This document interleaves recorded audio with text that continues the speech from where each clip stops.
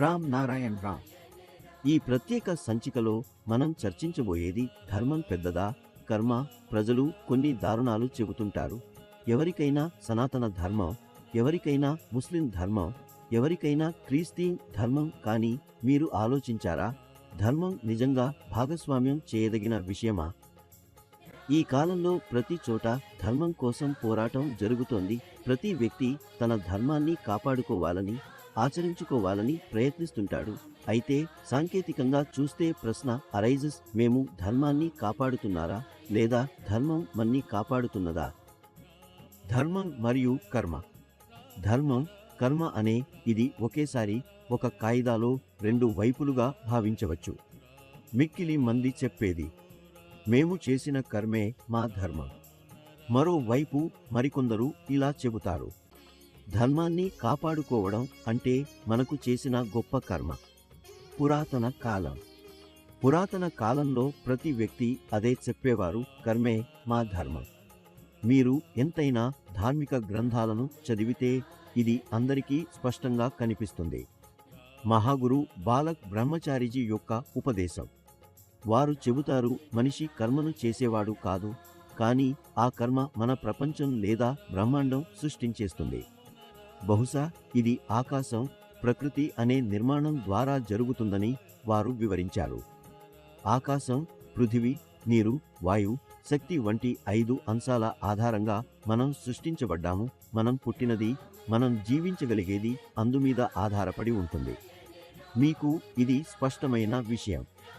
ఇవి లేకుంటే మనం ఎలా జీవించగలిగేవాళ్ళం? మనం శ్వాస తీసుకునే విధానం, మనం జీవించగలిగే విధానం, అందువల్ల ఈ ఆకాశం, ప్రకృతి ద్వారా నడుస్తుంది. మనం కేవలం ఆలోచించగలుగుతాము. సామాజిక విభేదాలు. ఇందులో ఇది స్పష్టంగా కనిపిస్తుంది. కొన్ని వర్గాలు డివైడ్ అండ్ రూల్ అనే రాజకీయాల ద్వారా మనపై ప్రభావం చూపుతున్నాయి. మనం మరింతగా బలహీనత చెందుతున్నాం. నేచురల్గా ధర్మం పేరుతో ప్రజల్ని మోసపరుస్తున్నారు. కొన్ని వింతమైన సంఘటనలు ఈ వ్యవస్థలను చూపిస్తున్నాయి. వలసి చాలా మంది అక్షయదారుల క్రింద ఉన్న పిల్లల్ని పోషించడానికి పోరాటం చేస్తున్నాను. అదే సమయంలో ఆలయాల్లో పాలు, పెరుగు, మందిరాల ద్రవ్యం ఘనతలతో పూజ చేస్తుంటారు. ఇది నిజమైన ధర్మం కాదు. ఇది సాంఘిక నిష్పత్తిలో వ్యతిరేకమైన విషయం. ఇందుకే ఇది మనందరికీ ప్రశ్న, ఇక్కడ దేవుడు సంతోషించారా? జాతివాదం మరియు అసమానతలు. ఇప్పుడు మన సమాజంలో జాతివాదం విపరీతంగా పెరిగిపోతుంది. మనం అందరం ఒకే విధమైన ప్రక్రియల ద్వారా పుట్టాము. ఎందుకింత విభేదం? ఇది ఒకటే ప్రక్రియ నుంచి పుట్టిన మనిషి, కానీ ఎందుకు విభిన్నమైన స్థితుల్లో ఉన్నాము? సమాజానికి అవసరమైన పరిష్కారాలు. 1. మేము ఒకరికొకరు ప్రేమతో, సహాయంతో జీవించాలి. 2. జాతివాదం, విభేదాలు పూర్తిగా తొలగించాల్సిన అవసరం ఉంది. 3. రాజకీయాల ద్వారా జాతివాదానికి తగిన చర్యలు తీసుకోవాలి. రామ్ నారాయణ్ రామ్ జపం.